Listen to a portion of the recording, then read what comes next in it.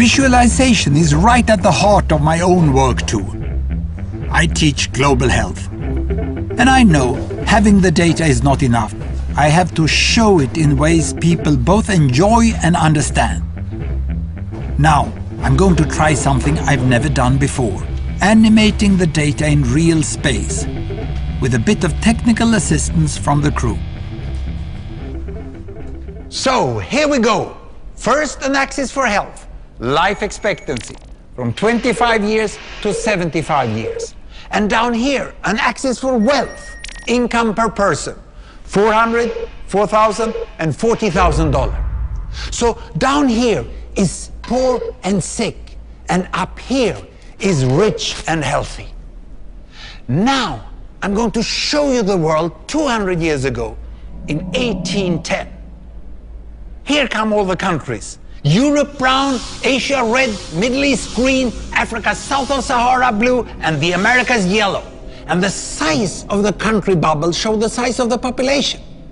And in 1810, it was pretty crowded down there, wasn't it? All countries were sick and poor. Life expectancy were below 40 in all countries. And only UK and the Netherlands were slightly better off, but not much. And now, why start the world? The Industrial Revolution makes countries in Europe and elsewhere move away from the rest. But the colonized countries in Asia and Africa, they are stuck down there. And eventually, the Western countries get healthier and healthier. And now we slow down to show the impact of the First World War and the Spanish flu epidemic. What a catastrophe! And now I speed up through the 1920s and the 1930s. And in spite of the Great Depression, Western countries forge on towards greater wealth and health. Japan and some others try to follow, but most countries stay down here.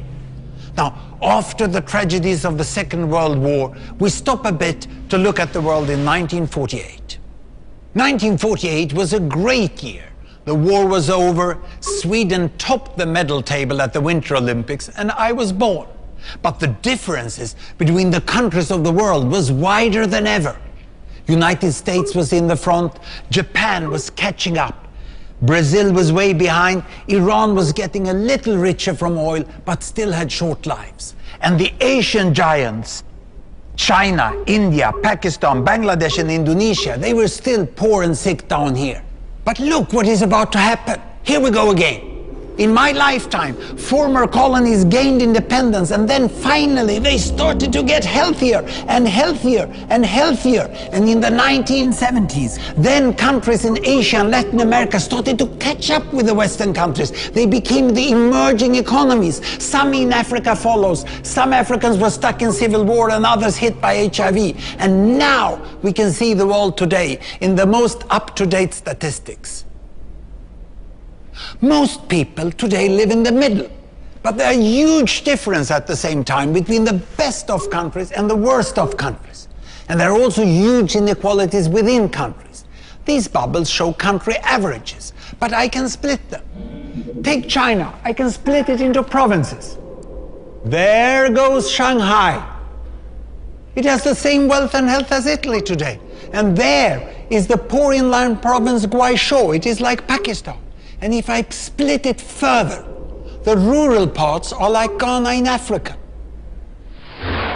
And yet, despite the enormous disparities today, we have seen 200 years of remarkable progress. That huge historical gap between the West and the rest is now closing. We have become an entirely new converging world. And I see a clear trend into the future. With aid, trade, green technology and peace, it's fully possible that everyone can make it to the healthy, wealthy corner. Well, what you just seen in the last few minutes is a story of 200 countries shown over 200 years and beyond. It involved plotting of 120,000 numbers. Pretty neat, huh?